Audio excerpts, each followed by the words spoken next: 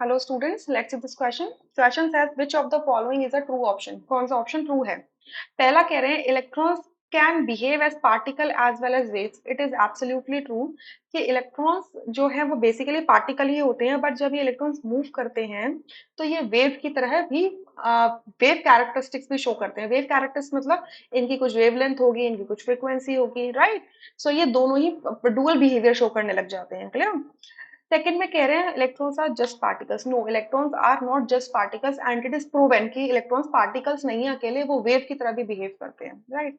Third में कह रहे हैं electron behave only as waves. No, अकेले वेव की तरह बिहेव नहीं कर सकते हैं ये, जब इलेक्ट्रॉन मूव करेंगे तो वेव की तरह बिहेव करेंगे, राइट।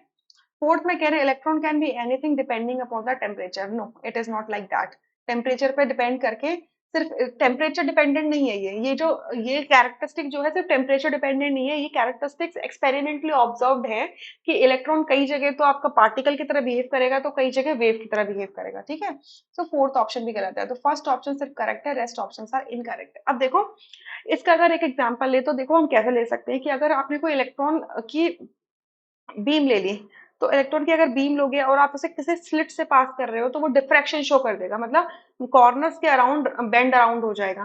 तो उस प्रॉपर्टी को डिफ्रैक्शन कहेंगे। मतलब अगर कॉर्नर्स के अराउंड बेंड अराउंड हो रहा है तो उसका मतलब वो पार्टिकल बिहेवियर शो कर रहा है, ठीक है।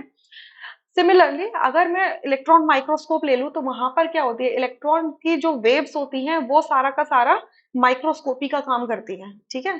तो अगर आपको इसका रेफरेंस लेना है तो आप इसका रेफरेंस ले लो। आप जाओगे एनसीईआरटी में, 11th क्लास की 11th क्लास की एनसीईआरटी खोलोगे, पेज नंबर 50 में आप इसके बारे में पढ़ सकते हो, ठीक है। I hope you understood this question. Thank you.